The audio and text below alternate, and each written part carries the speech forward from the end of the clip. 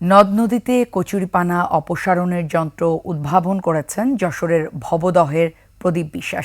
এই যন্ত্র ব্যবহারের সফলতা দেখে বিস্মিত এলাকার মানুষ। যশোর প্রতিনিধি শিকদার খালিদের তথ্য, ছবিতে ডেস্ক রিপোর্ট। ডিঙ্গি নৌকার উপর ইঞ্জিন চালিত মেশিন দিয়ে দ্রুত কেটে ফেলছেন কচুরিপানা। কম খরচ ও পরিশ্রমে জলাশয়ের শ্যাওলা ও কচুরিপানা অপসারণ দেখে বিস্মিত এলাকার মানুষ।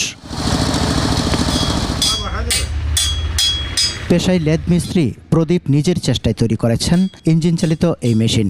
তার উদ্ভাবিত যন্ত্রে জলাবদ্ধ এলাকায় চলাচল সহজ হবে, রক্ষা পাবে মাছের ঘের। কম খরচের ভিতর কি করলে এই শ্যাওলাটা নিধন করা যায়, করে পথঘাট বের করা যায়, সেই চিন্তা ভাবনা করে আমি মেশিনটা তৈরি করি।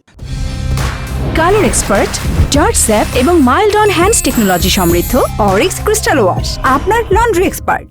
স্থানীয়রা জানান, মনিরামপুর উপজেলার দীর্ঘদিনের দুর্ভোগ ভবদহের জলাবদ্ধতা। ৪৪ বছর ধরে পলি জমে নদীগুলো নাব্য হারিয়েছে। বছরের বেশিরভাগ সময় পানিবন্দী মানুষ। তলিয়ে আছে মাছের ঘের ও যাতায়াতের পথ। কচুরিপানায় পথ দুর্গম করে তোলায় নৌকায়ও চলাচল দুঃসাধ্য। এই সমস্যার সমাধান সহজ করে দিয়েছেন প্রদীপ বিশ্বাস।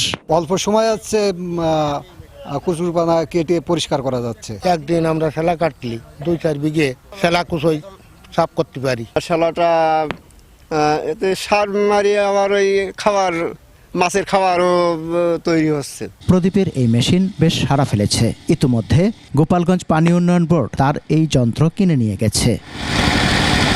ওনারা খুঁজতে খুঁজতে আমার বাড়ি চলে আসে, তখন আমি আর একটা মেশিন তৈরি করি, করে সেই মেশিনে নিজে হাতে গিয়ার বক্স তৈরি করে লাগাইছিলাম।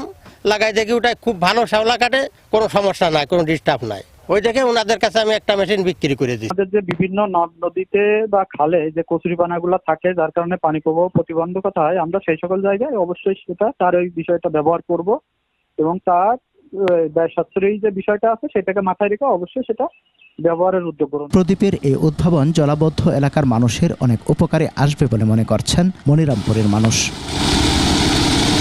সমর ইসলাম, ডেস্ক রিপোর্ট, ২১ টেলিভিশন।